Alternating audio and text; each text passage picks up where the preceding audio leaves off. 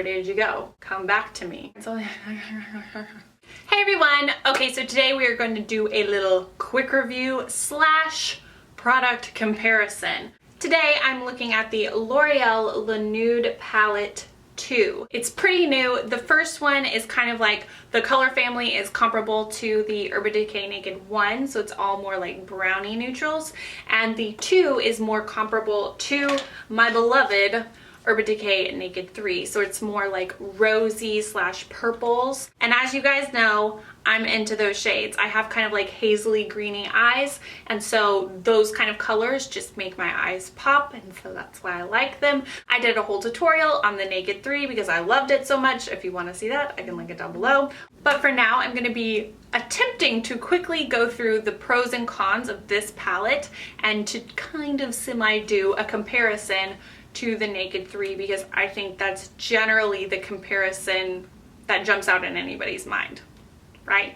Is this little missing light bulb bothering anyone else? Because it's bothering me. I'm highly disappointed in that string light. I don't think that I should have such high expectations for string lights, but can't help myself.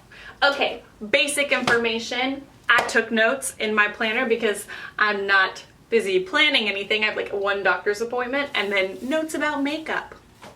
Anyway, this palette is super new. I got it at Walgreens for $19. You heard that right, $19 when I saw it. I actually hadn't heard anything about it. I was like, what? Because I'm always excited when there are new drugstore makeup products. And when it's something like this size and this kind of, I don't know, I feel like this is an exciting product release. I get super excited, but then I saw the price tag, $19, and I was, a part of me was like, oh, maybe I don't need that, which, let me tell you, that is not a feeling I feel very often, especially in the drugstore. Typically, like if it's a new product, I'm excited to try it, and especially excited to try it to get to talk to you guys about it. I don't feel that whole like, maybe I don't need this because of the price, you know what I mean? I can usually talk myself into stuff, but I had serious second thoughts. Obviously, I got it. I wanted to get both of them, 1 and 2, but I got just number 2 because it looked like the more exciting, interesting me kind of palette. And I was not prepared to spend like $40 on drugstore makeup palettes.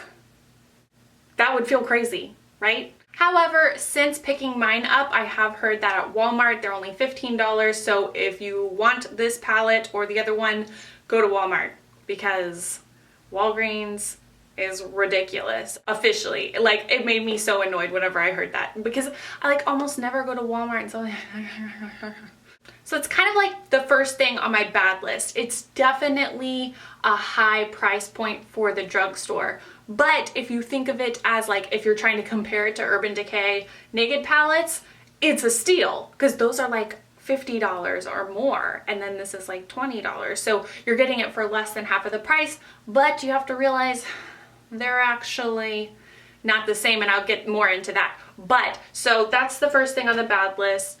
Pretty pricey for the drugstore, and that doesn't feel that great. I'm gonna go down my pros side of the list first, just because I feel like that's the happy way to do it.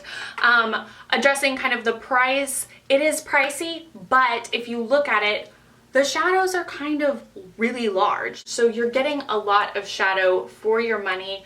And so if you really fell in love with one of these colors, you'd be able to like use it for a long time. So it's kind of a way that you can reason around that. Another really good thing is you've got this big mirror here. I definitely appreciate when a palette has a good mirror, and this one is thin, but it's definitely big enough to work on your eyes with. Like I said, I also really love that it's kind of like the rosy purpley color family. Most people probably wouldn't say that those are nude colors, and they're probably right, but there are a lot of browns in here too. And to me, this color family is kind of a neutral, and it's my favorite. Another thing I really like about this palette is that there are 6 matte shades, and they're all pretty good.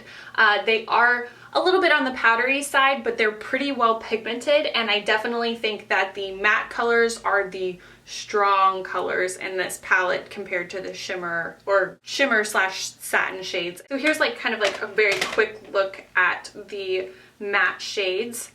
I don't know if you can see them very well. I think that I'm going to try to like insert something different and try to show you the shades a lot better.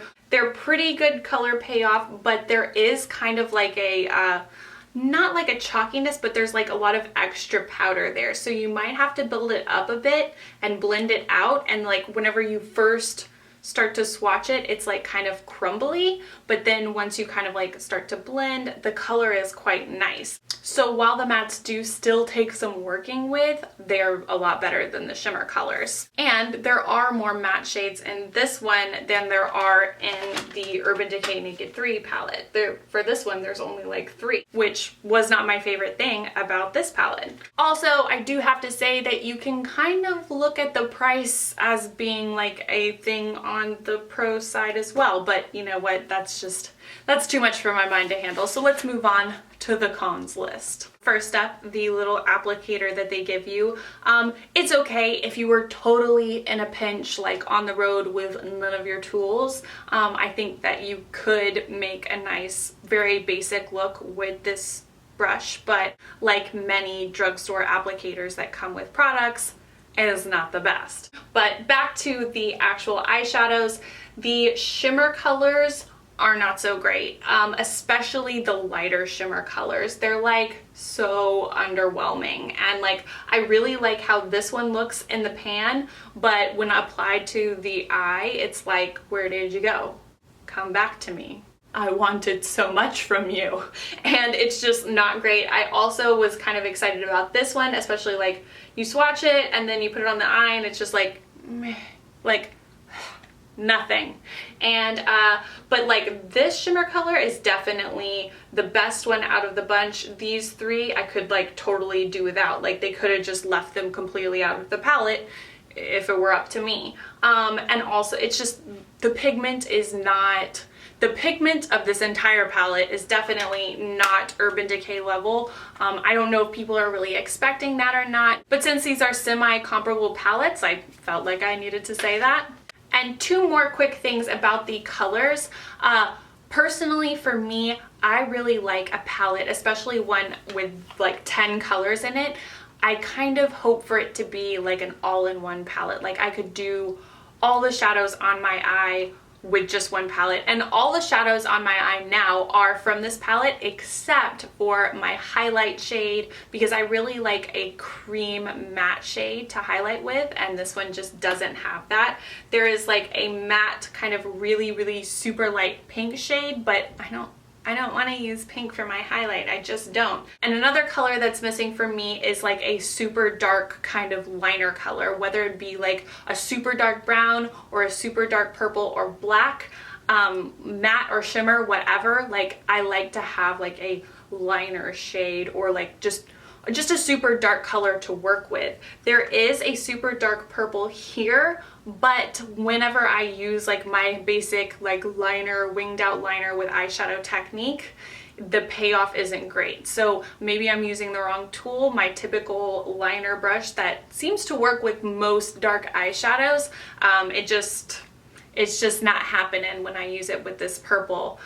So that's kind of a miss for me personally, but you might be looking for different things in a palette, so that's kind of like more of a personal thing for me. So my final verdict is, I don't know if this is totally obvious, but this one is not as good as this one. And if you have a naked palette or a neutral palette that you really like already, or something that seems like it has a lot of these shades in it, you can probably pass on this one. I think that I would feel a lot better about this palette if I had gotten it for $15, but maybe not at the same time. Like I wish it, I don't know what price I would rather it be, but $19 after the experience I've had with it kind of stung, not gonna lie. But even feeling that way, I still feel like I need to say, if you can't afford something like this, which is, it's like $50, like that's a total splurge for something like, nobody needs this. Nobody needs this product. So like if this is just not in your budget, I would totally say like try this, because it's a lot of shadows, it's gonna last you a long time, and I think like with a base or maybe even like wetting your brush or something like that, it could make these colors a lot more intense and you could get more payoff. And it takes more working with, but at the same time, it's not like this is like garbage by any means. So I know that's kind of like a dancing around the answer like 100 times, but those are all my thoughts. I have lots of them, and it is what it is. Maybe that was not a super quick review, but I tried. Give this video a thumbs up if you like quick reviews, and don't forget to subscribe to my channel if you haven't already so you can keep up with all my new videos. It would make me so happy. And if you have subscribed, thank you so much. You are my people and I love you. And you can find me anywhere else on the internet like Twitter, Facebook, Instagram, Tumblr, Snapchat.